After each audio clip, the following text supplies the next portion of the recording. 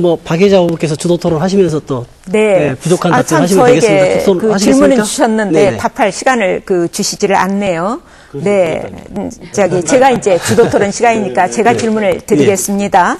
네, 먼저 제가 장하진 후보께 질문 드리겠습니다.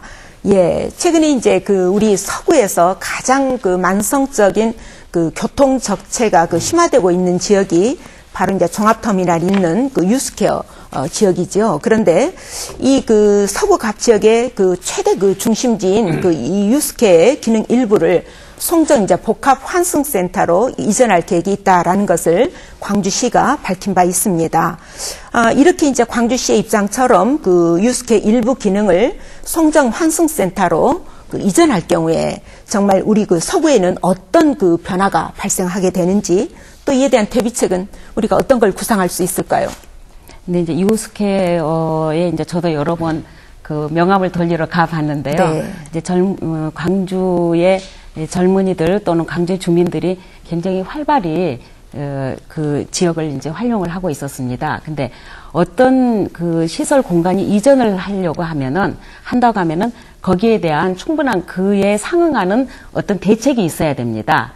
이제 그것에 관한 주민들과 시에 이제 제가 대책을 여쭤보는 거고요. 네네. 대책은 당연히 마련되어야 되죠. 네네. 서구의 중심지이기 때문에 네. 이 이전이 갖는 문제점은 상당히 서구로서는 클 것 같습니다.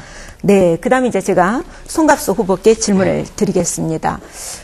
공약집을 보면 송갑석 예비 후보께서는 국세 지방세 이전을 추진하겠다라는 것을 밝히신 바 있죠. 네.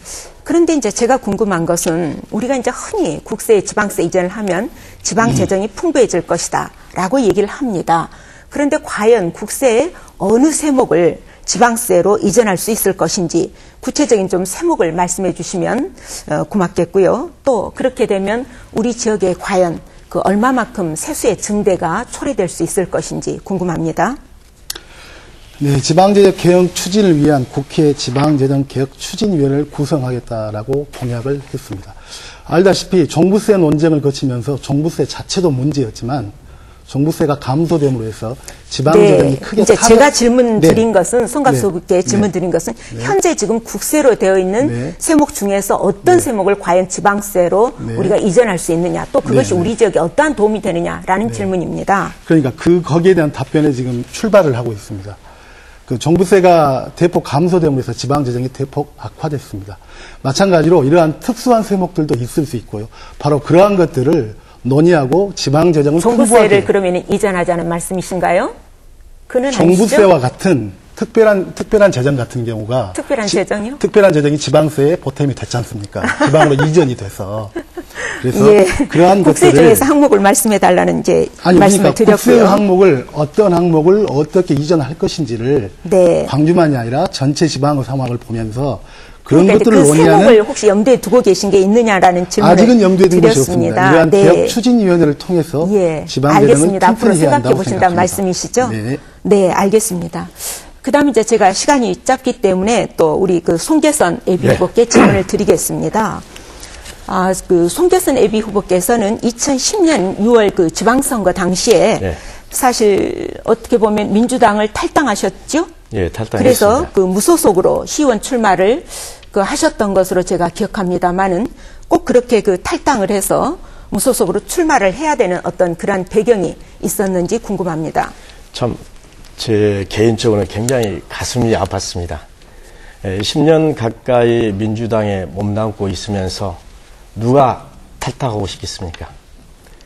그때 당시 시의원 경선 과정을 보면은 너무 불합리하고 불공정했습니다.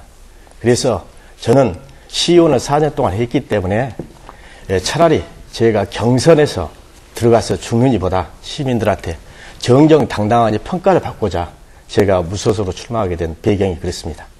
네. 참 잘 알겠습니다. 혹시 또 이번에 어떤 다른 또 생각을 가지고 계신 것은 아니겠죠? 전혀 그런 것은 없습니다. 예, 알겠습니다. 제가 이제 또 우리 장 후보님께 잠깐 또 질문을 드리겠습니다. 방금 처음에 저희 모두 발언에서도 장하진 후보께서 말씀을 하셨습니다만 또 이제 제가 지역 주민들과 만나는 자리에서도 몇 차례 같은 얘기를 들은 바 있습니다. 즉, 남편께서 조선대 교수다. 또, 소속 초등학교를 아들은 졸업했다. 이제 이런 얘기들을, 가족 얘기를 많이 말씀을 하시더라고요. 그래서 이제 저는, 지역하고의 연고를 꼭 그렇게 내세워야 되는 어떤 특별한 이유가 있을까? 그런 질문을 좀 드려보고 싶습니다만. 네. 저도 제가 이번에 예비 후보로 등록하고, 굉장히 놀랐습니다. 왜 갑자기 광주하고 인연이 없는 사람이 광주 서구갑에 국회의원 예비 후보를 등록했느냐. 그런 질문을 가장 많이 받아서요. 저는 제 일생 동안에 광주의 주민으로 가장 오래 산 사람이고 네. 충분히 예비 후보의 자격이 네. 있다고 생각을 하는데 그런데 여기 계신 분은 어느 누구도 사실은 네. 그런 연고를 강조하지는 않거든요. 네. 다 그러니까 자연스러운 문제라고 생각이 됩니다. 잘못된 여론이 일고 있기 때문에 네. 누군가가 잘못된 정보를 전달하고 있기 때문에 네. 이 기회는 제가 알겠습니다. 제 자신의 잘못된 정보를 수정하는 기회입니다. 그래서 제일 네, 필요하다고 생각해서 말씀드렸습니다. 제가 이제 또 시간이 별반 없기 때문에 네. 우리 이제 현역 의원이신 조영택 후보께 질문을 드리겠습니다. 네. 아까 이제 조영택 후보께서는 매니페스토에서도 좋은 평가를 받았고 또 현역 의원으로서 여러 가지 수상 경력도 좀 말씀을 해주신 것 같습니다. 참 축하드립니다. 정말 많은 상을 받았는데요. 저는 한편으로 제가 기고도 한 적이 있습니다만은 현역 의원님들 항상 신문에 나는 보도를 보면 온갖 상을 다 받으셨어요. 의원님들께서는 조 후보님만이 아니라 많은 의원들이 정말 갖가지 상을 받고 그러한 상들을 받았다는 내용들이 신문에 오르내립니다. 그런데 또 상을 준 주체를 보게 되면 제가 좀 잘 이해할 수 없는 단체들도 많고 좀 저희가 모르는 그러한 경우도 많아요. 그래서 정말 이런 상이라고 하는 것이 얼마만큼 어떤 의미를 가지고 있는지 정말 제가 조금 평소에 궁금했던 질문 하나 드립니다.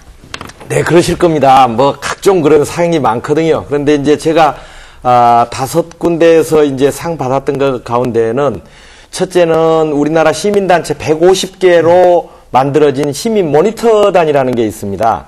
그게 국정감사 전 과정을 이제 모니터해가지고 우수의원 선정을 한 거거든요. 그래서 그 분야하고요. 네. 두 번째로는 이제 경실련이라는 우리나라의 경제민주화를 추구하는 유명한 시민단체가 있지 않습니까? 그래서 경실련이 우수의원 선정하는 데는 상당히 권위를 부여하는데 거기에서 이제 네. 선정된 거 하고요. 알겠습니다. 네. 마지막으로 네. 우리 당에서 네. 수여하는 이제 또 상임위별 최우수 의원으로 네. 선정된 게 세 가지는 제가 네. 볼 때는 어느 의원님 혹시 우리 현역 광주시의 의원님들 중에서 정말 이러저러한 상을 수상하지 않은 의원님도 계시던가요? 다 상을 많이 받은 것으로 연일 여러 단체가 많으니까요. 나는 것 같아서 네. 말씀을 드렸습니다. 네, 박혜자 후보님 수고.